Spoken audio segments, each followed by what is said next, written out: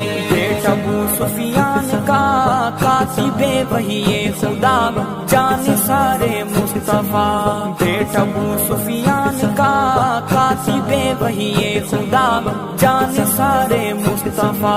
हक का चौकीदार है, शेर सी अलगार है, कुफ्र पर तलवार है। जिसका नाम है, जिसका शान है, वो मेरे शान है। नहमदुहु व नुसल्ली अला रसूलिहिल करीम, अम्मा बाद, फ़ाऊज़ु बिल्लाहि मिनश शैतानिर रजीम, बिस्मिल्लाहिर रहमानिर रहीम। मा अफ़ा अल्लाहु अला रसूलिहि मिन अहलिल क़ुरा फ़लिल्लाहि वलिर्रसूलि वलिज़िल क़ुरबा वल यतामा वल मसाकीनि वब्निस सबील। वाजिबुल एहतराम, आज जिस मौजू पर हम आपके सामने गुफ्तगू करेंगे वो है बाग़ फ़दक। तो इससे पहले चंद एक बुनियादी बातें आप समझ लें। सबसे पहली बात तो ये है कि हमारा इस मौजू पर गुफ्तगू करना किसी की दिल आज़ारी के लिए नहीं है, या किसी फ़र्द वाहिद की दिल आज़ारी करना, इस मकसद के लिए हम गुफ्तगू नहीं करेंगे। हमारा मकसद सिर्फ़ और सिर्फ़ हज़रात साहबा इकराम रिज़वानुल्लाहि ताला अलैहिम अजमईन की अज़मतों का दिफ़ा करना, ये हमारे ऊपर फ़र्ज़ भी है और हमारे ऊपर कर्ज़ भी है। तो हम अपना ये फ़र्ज़ और अपना ये कर्ज़ अदा कर रहे हैं, हज़रात साहबा इकराम की अज़मत का दिफ़ा करना। और दूसरा मकसद इस मसले की हकीकत को जांचना कि आया इस मसले के अंदर कितनी हकीकत है, कितनी गहराई है, कितना इस मसले के अंदर जो है ना वो तहकीक है। तो ये चूँकि मारिकतुल आरा मसला है दो तबक़ों के दरमियान, अहले तशय्यो और अहले सुन्नत के दरमियान सदियों से पुराना चला आ रहा है ये मसला बाग़ फ़दक का। इसके अंदर उनका दावा ये है कि सैयदना सिद्दीक़ अकबर रज़ी अल्लाह ताला अन्हु ने बीबी फ़ातिमा ज़हरा रज़ी अल्लाह ताला अन्हा का हक़ गस्ब किया, और इस पर वो मुख्तलिफ़ तरीके से दलाइल देते हैं। और अहले सुन्नत अपने मौक़िफ़ पर कि उनका हक़ नहीं बनता था अपने मुख्तलिफ़ दलाइल देते हैं। तो हम और सदियों से इसके जवाबात अहले सुन्नत हज़रात देते चले आए हैं और सदियों से ये एतराज़ वो करते चले आए हैं। तो हम कुरान व हदीस की रोशनी में और उनकी मोतबर तरीन किताबों से इस मसले की हकीकत को जांचेंगे। ये मसला चूँकि बहुत तफसीली है, लिहाजा इसको हम चंद किस्तों के अंदर तकसीम करेंगे। एक ही वक़्त में तमाम मसला और इसकी तमाम जुज़ियात को बयान करना यह दायरे कार से बाहर है, लिहाजा इसकी मुख्तलिफ़ किस्तें बनाकर हम आपके सामने पेश करेंगे। तो सबसे पहले आइए कुरान मजीद से देखते हैं। ये बात ज़हन के अंदर रखें कि माल फ़ै और माल गनीमत के अंदर बुनियादी फ़र्क होता है। बाग़ फ़दक जो था वो माल फ़ै था। माल गनीमत यानी कि मुसलमानों ने किसी मुल्क के ऊपर चढ़ाई की, मुकाबले में उन्होंने मुसलमानों से जंग की, जंग के बाद उनको शिकस्त हो गई, तो जो माल उनके हिस्से के अंदर मुसलमानों को मिलेगा वो होगा माल गनीमत। और माल फ़ै इसके बारे में ये है कि वो बग़ैर जंग के सुलहतन वो माल मुसलमानों के हवाले कर दें। कुरान मजीद सूरतुल हशर 28 पारे के अंदर इसकी तफसील मौजूद है कि माल फ़ै किसका हक़ है। फ़रमाया मा अफ़ा अल्लाहु अला रसूलिही, कि जो माल अल्लाह ने दिया अपने रसूल को, मिन अहलिल क़ुरा बस्ती वालों में से, फ़लिल्लाहि वो अल्लाह के लिए है, वलिर रसूली और रसूलुल्लाह के लिए है, वाली ज़िल क़ुरबा करीबी रिश्तेदारों के लिए है, वल यतामा यतीमों के लिए है, वल मसाकीन वब्न सबील मस्कीन के लिए है, और उसके अलावा मुसाफिरों के लिए। यानी ये तमाम जो मसारिफ़ हैं इन तमाम के अंदर माल फ़ै को ख़र्च करना चाहिए। ये कुरान मजीद की तालीम है। फिर इस पर उनका एतराज़ है कि बाग़ फ़दक सैयदना फ़ातिमा ज़हरा रज़ी अल्लाह ताला अन्हा को हुज़ूर सल्लल्लाहु अलैहि वसल्लम ने अपनी ज़िंदगी के अंदर दे दिया। दो तीन किस्म के एतराज़ हैं। एक तो ये कहते हैं कि जी उनकी विरासत थी, एक कहते हैं कि अपनी ज़िंदगी के अंदर हिबा कर दिया था। ठीक है, तो हम चंद एक सवाल आज आपकी खिदमत के अंदर पेश करेंगे। नंबर एक, इस बात को पहले मुतय्यन करें कि बाग़ फ़दक विरासत था या हुज़ूर ने दिया था, क्योंकि विरासत जो है वो मौत को चाहती है। ठीक है, मरने के बाद जो उसके बेटे और औलाद होती है वो उस मरने वाले जो मैयत है उसके वारिस बनते हैं। और जो हिबा करना है, किसी को कोई चीज़ दे देना, ये अपनी ज़िंदगी के अंदर बंदा देता है, और इसके अंदर फिर महूब लहू जिसके लिए कब हिबा किया गया है, ठीक है, उसका उसके ऊपर कब्ज़ा करना भी ज़रूरी होता है। अब ये दोनों किस्म के उनके दावे हैं, कोई एक दावा मुतय्यन करें फिर उस पर वो भी दलाल दें, ठीक है, ताकि देखें कि आया उनके दलाल के अंदर कितनी सदाकत है।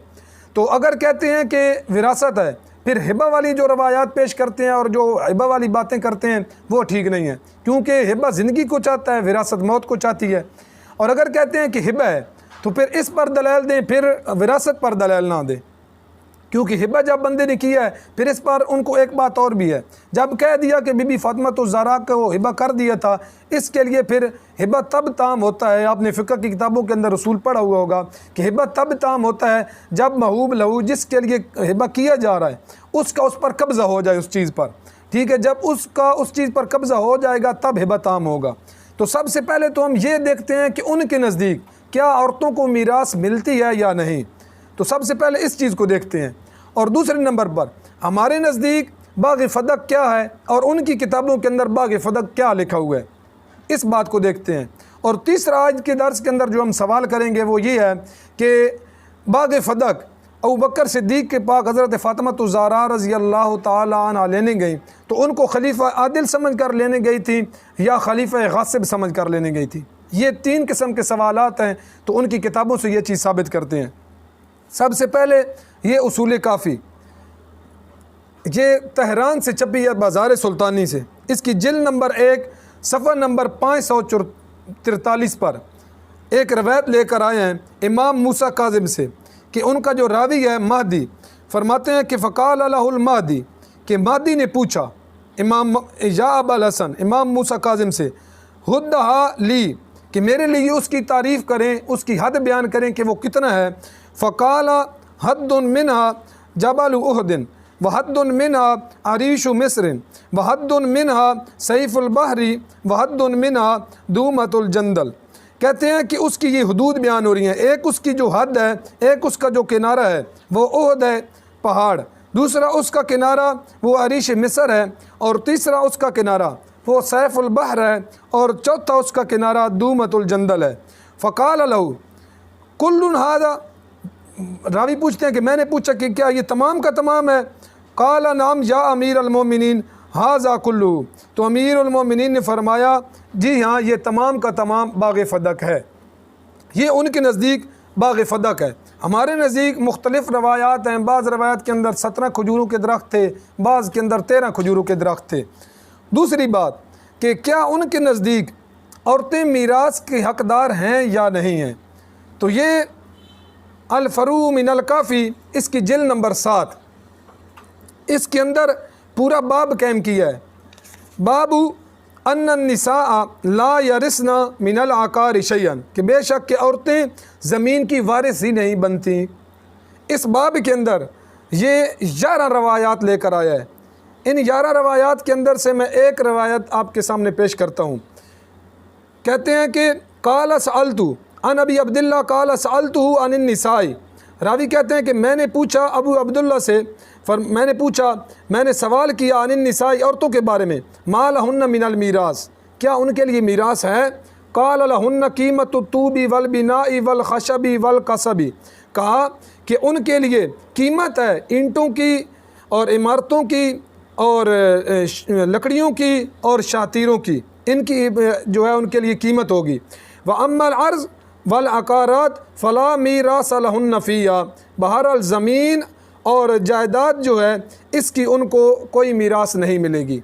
ये सबसे मोतबर किताब, इसके अंदर 11 रवायात लेकर आए हैं और इस बात को साबित किया है कि औरतों की मीरास नहीं होती।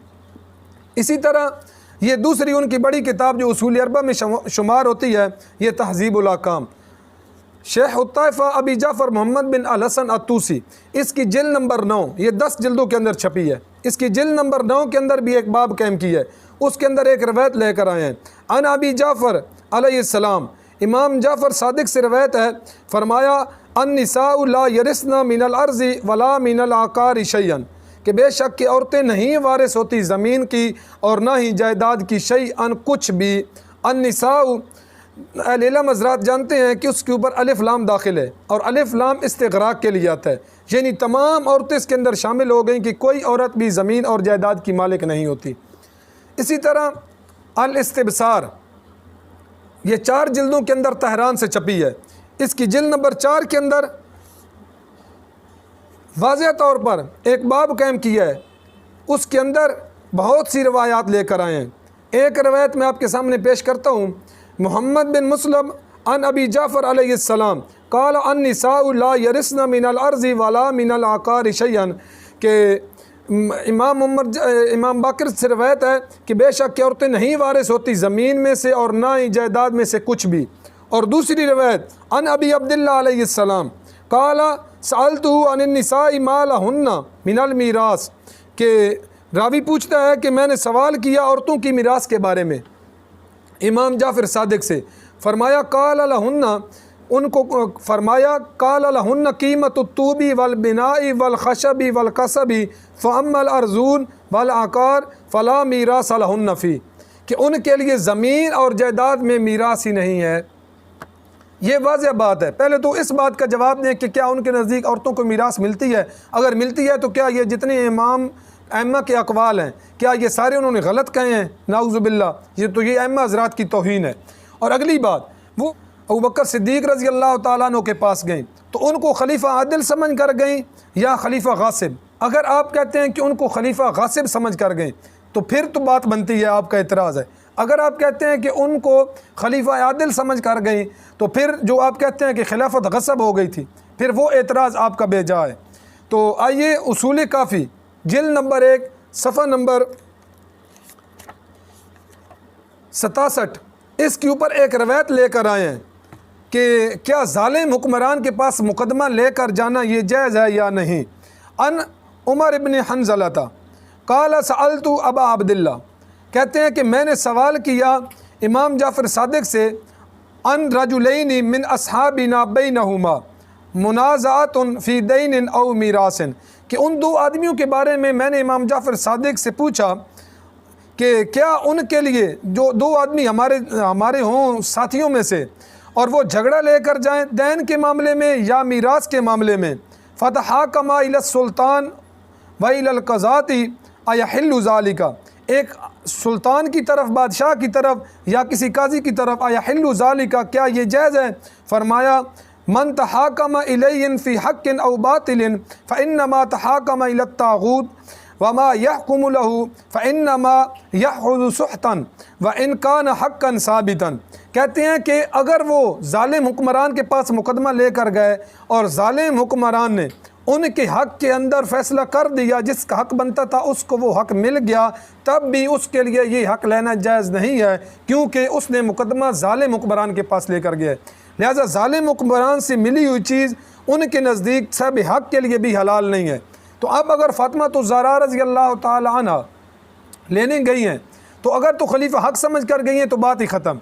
खलीफा जो कहते हैं कि खिलाफत गसब हो गई, वो बात नहीं बनती।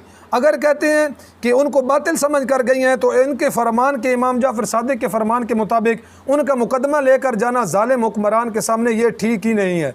तो इसका वो क्या जवाब देंगे? तो ये चंद एक सवालात बुनियादी इस बाग़ फ़दक के हमने आपकी खिदमत में पेश किए। तो आइंदा इंशाअल्लाह अज़ीज़ मज़ीद तफसीली इसके ऊपर गुफ्तगू करेंगे और जो वो दलाइल देते हैं उन दलाइल का जवाब भी देंगे कुरान व हदीस से, और अपने दलाइल कुरान व हदीस की रोशनी में पेश करेंगे। तो दुआ है कि अल्लाह रब्बुल इज़्ज़त हमें हक़ बात समझने की और उस पर अमल करने की तौफ़ीक़ अता फ़रमाए। व आख़िरु दावाना अनिल हम्दुलिल्लाहि रब्बिल आलमीन।